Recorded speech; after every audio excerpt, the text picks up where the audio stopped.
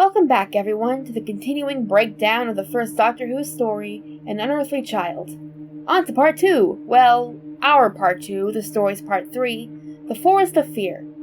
There's a lot of things as titles, especially in early classic Who, so if you get confused after a point, just don't worry about it, it's fine. Anyway, the Doctor and his hostages are still being held hostage themselves within the Cave of Skulls, where we left them. However, the Doctor seems to have softened a bit, as he makes a rather somber apology. I'm sorry, it's all my fault. I'm desperately sorry. Oh, don't blame yourself, Grandfather. While the group is becoming closer through bonds of almost certain death, the whole tribe is sleeping soundly.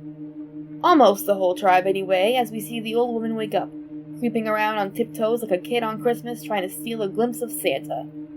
Unfortunately, all she's stealing is Za's knife. Close-ups of rocks are never a good sign. Ever. Back in the cave, the companions are trying to break their bonds, but the rocks they have to use as knives just keep crumbling away. It's hopeless. Even if we do get free, we shall never move that stone. The Dr. Downer, however, has continued to drain morale. Ian's trying to keep hope alive as the party feels a slight breeze, indicating an opening somewhere. Any hope is better than none. Don't just lie there criticizing us. Do something. Finally, the Doctor decides to contribute, suggesting Ian use the bones as blades, as they're stronger, and free himself first, as if things go wrong, he can protect the rest the best. Considering how their attempted rescue went, I can't exactly agree or disagree with this idea. While Her wakes up in time to see the old woman creeping off, the group take turns sawing the dull blade across Ian's bonds. While it's Susan's turn, the Doctor suggests Barbara try to remember the path they took to the cave in order to get back. She then makes a startling realization. You're trying to help me.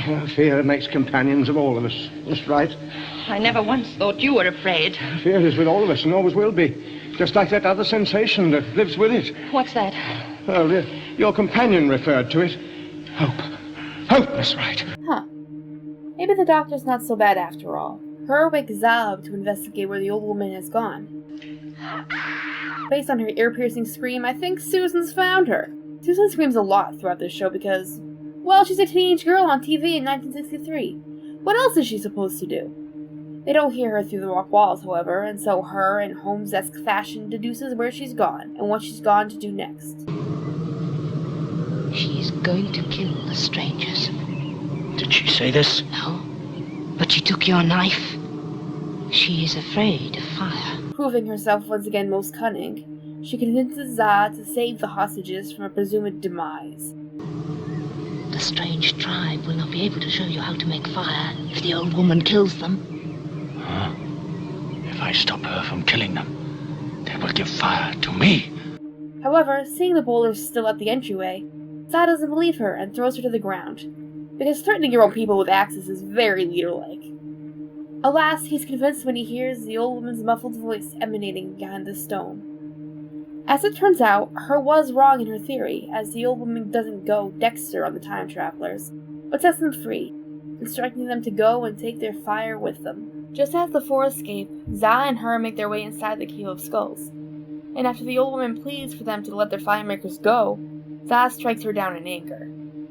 He starts mourning his loss, believing the four would easily be maimed by the beasts in the woods, but Her is having none of it. Now, you are leader. You are as strong as the beasts. You will be stronger still when you know how fire is made. Stronger than Cal. With newfound fire within him, Za and Her set out after the lost captives. After running for an awfully long time, the Doctor is out of breath and insists on a rest. Ian's anxious to move on, but holding on to his pride and dignity, the Doctor insists he only needs a moment. I shall have to carry you. Oh, there's no need for that.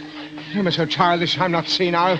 Barbara, meanwhile, is having a moment of her own, feeling overwhelmed by the forest and all that's happened since only last afternoon. Ian, good bloke that he is, keeps her grounded as together they move forward through the noisy, dark forest. Hours later, they start to recognize the woods around them, but while Ian's asking how the Doctor is doing... How are you feeling? Oh, I'm all right. Don't keep on looking upon me as the weakest link of the party.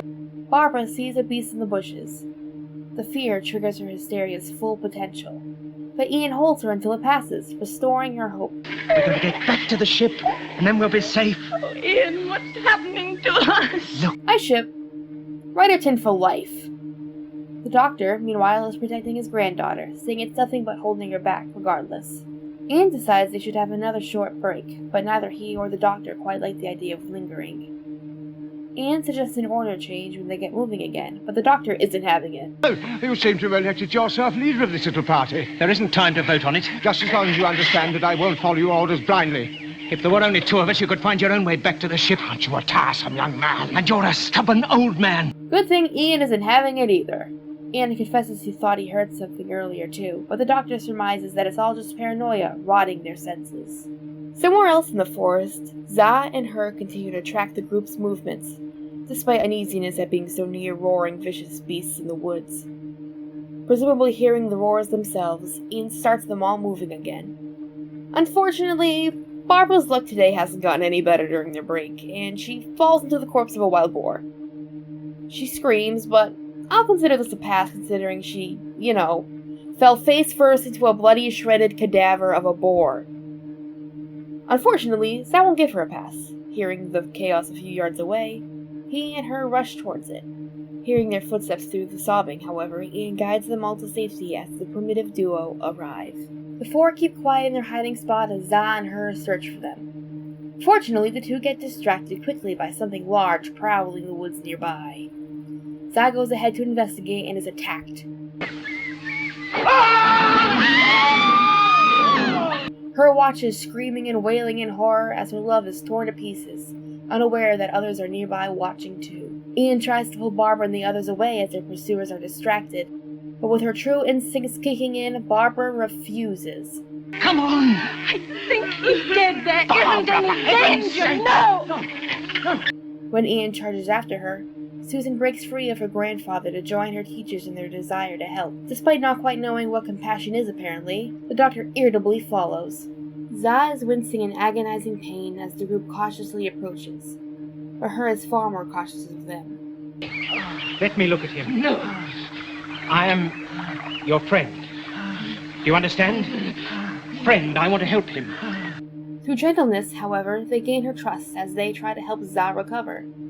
Barbara asks Ian for his handkerchief and, with her guidance, soaks it in water from a nearby natural source. Returning it to Ian, her watches curiously as he and Barbara treat Za's wounds. This scene, in all its unwarranted, unrequited human kindness, is one of many reasons this show is second to none. We've lost our chance of getting away. Your flat must be littered with stray cats and dogs. These are human beings, Ian. 1 minute ago, we were trying desperately to get away from these savages. All right, now we're helping them. You're a doctor, do something. Unfortunately, the doctor is looking on with not-so-sympathetic hearts. After a bit of racism, Barbara's had enough. Treat everybody and everything as something less important than yourself. You're trying to say that everything you do is reasonable, and everything I do is inhuman. Well, I'm afraid your judgments are faultless, right, not mine. Regrettably, he makes a good point in saying that if these two could find them, anyone could. However, not quite interpreting that realization as the doctor wanted, Ian takes a different approach, creating a stretcher for the wounded Za to carry him back to the TARDIS with them. While the doctor's moping, the old woman wakes up in the cave, only to have Cal standing over her, demanding to know where the captives went. She tells him Za and her followed them, and Cal deduces, quite incorrectly, that Za helped them escape and, in turn, they taught him how to make the hottest of commodities, fire. However, she insists there won't be any fire, and, upon realizing she's the one who set them free, he strikes her down. There's nothing quite like the first murder in a children's television series to really get the story going. Meanwhile, her snaps at Susan, still not quite understanding why the strangers don't just kill them. How can we explain to her? She doesn't understand kindness, friendship. Barbara then proposes an agreement. We will make him well again.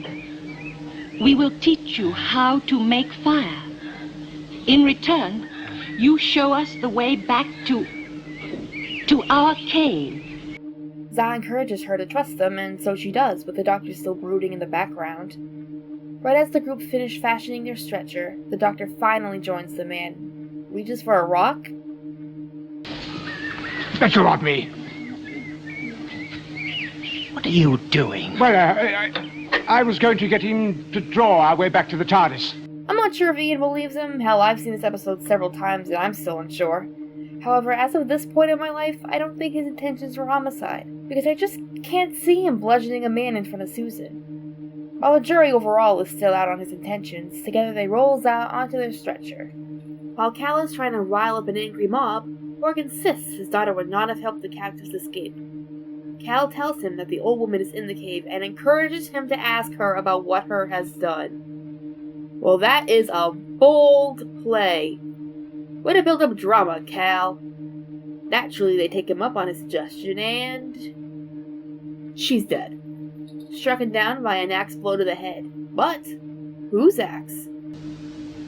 Za and her came to free them and find the way to make fire. The old woman saw them. Za killed the old woman. Boy, Cal really wants to be a leader, doesn't he?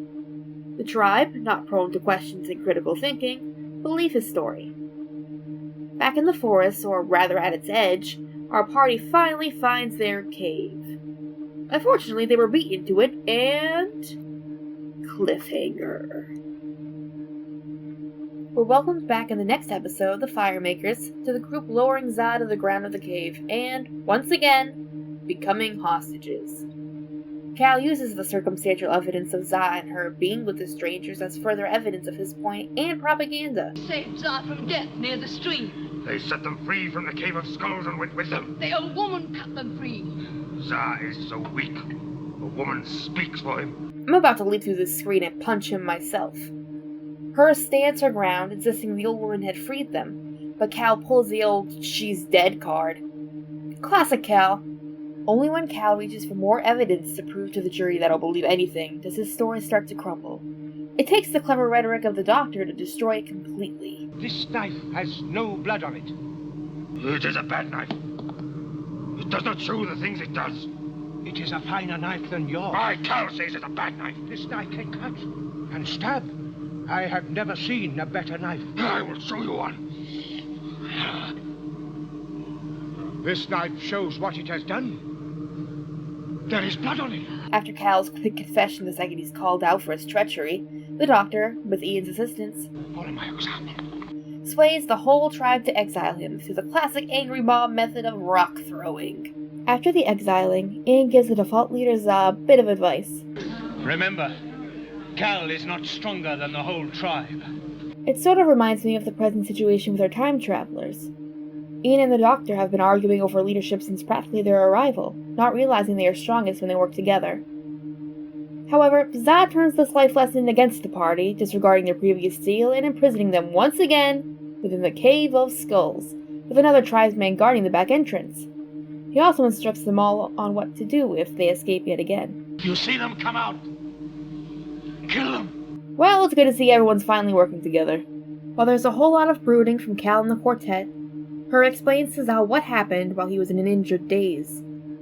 Za speculates they're a tribe from the other side of the mountain, while Her describes Ian and his peculiar gentleness. A young man of their tribe came towards you, but he did not kill. He told me his name. Name? His name is Friend. Za reveals what Friend had told him and explains what he meant. He said, Cal is not stronger than the whole tribe. The whole tribe drove Cal away with the stones. The whole tribe can collect more fruit than one. The whole tribe can kill a beast, where one of the tribe would die. Her thinks Orb might have sent them, but Za rejects the idea, expressing frustration that the strangers won't show him how to make fire. You know, I don't think he's been listening. But he wants to listen now, as he says he wants to hear more things to remember from this so-called friend. The group struggle to make fire as Za enters the cave through the back passage.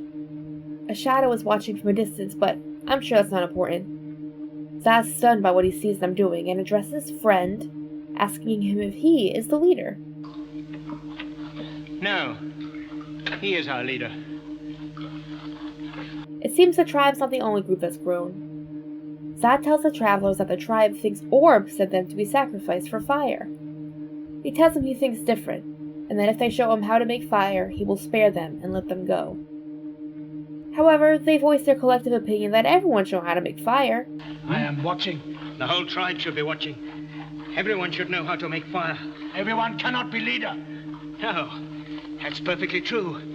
But in our tribe, the fire maker is the least important man. Referring that power to himself, Za disagrees. Rubbing the two sticks together from several inches apart, flames finally start to emerge from the kindling. Za's so happy he practically burns his face off. Outside, Horg is trying to start a revolution as the Orblite hits the sacrifice slab. And yet they still don't have sacrifices to make for fire. Horg continues to protect Za, informing them all he is speaking with the captives and someone is on guard. You should lie on the old stone till your blood runs into the earth.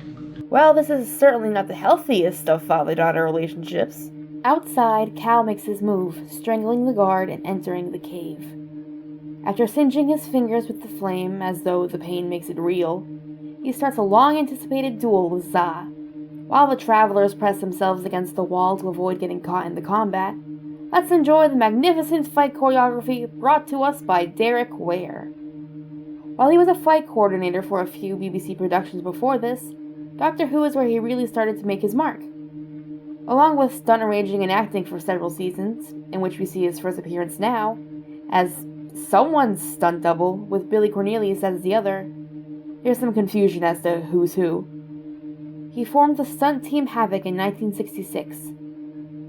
Filled with experts in different fields, Havoc ruled stunts for both the BBC and ITC during the 60s and 70s. Havoc ended when union rules at the pressure of non-Havoc stuntmen forced Ware to choose between being an agent and being a performer. Other major projects of his include The Italian Job, Willow, and Robin Hood, Prince of Thieves. He died of cancer in 2015, but fortunately he lives on through the legacy of his work. After clobbering Cal and adding another body to the story's kill count, a mob can be heard beyond the rock at the Cave of Skulls entrance.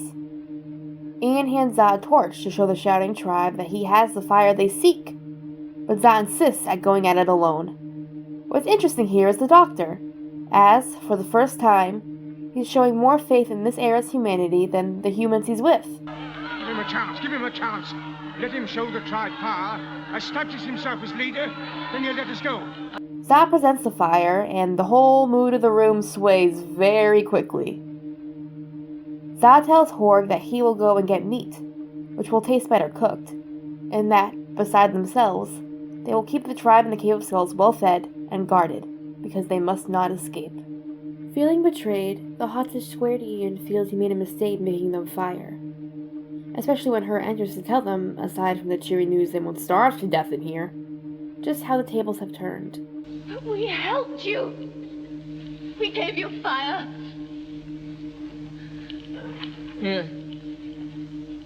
We have fire now.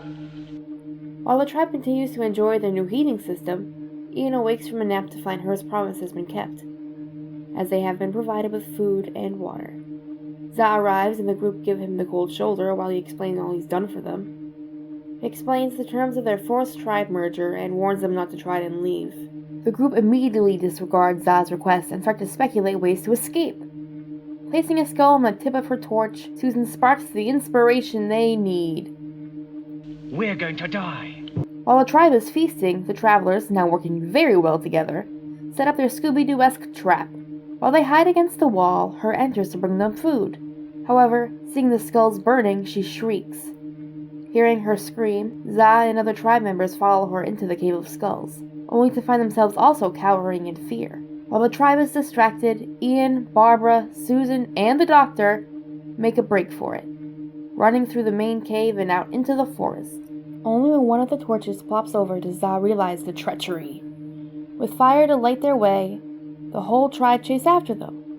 Well, it's good to know they've learned how to be a team throughout this whole ordeal. Through sheer navigational willpower, the four make it back to the TARDIS, and the out-of-breath Doctor and Susan take her away. The tribesmen, having reached them just a bit too late, watch in awe as their spears go right through the cave as it disappears. Save from the threat of becoming a new member of the prehistoric Lizzie Borden collection, tempers start flaring again with a startling revelation. Have you taken us back to our own You time? know I can't do that. Please be reasonable. What? You must take us back. You must. You see, this isn't operating properly. As it turns out, the doctor never really knew how to drive this thing. Just a minute. Did you try and take us back to our own time? Well, I got you away from that other time, didn't I? That isn't what I asked you. It's the only way I can answer you, young man.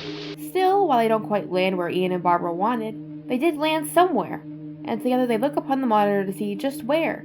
Unfortunately, the strange forest doesn't have a big sign saying, "Welcome to," insert name here, and so we'll just have to go outside to find out. As they head off to clean up for their next adventure, Susan checks the planet's radiation levels. Unfortunately, the results buffer a bit too late. However, that's a problem we shall face in the next story, the Daleks. Spoiler alert, they're coming already.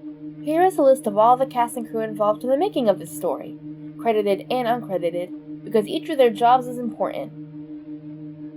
And here we are at the end of the Unearthly Child.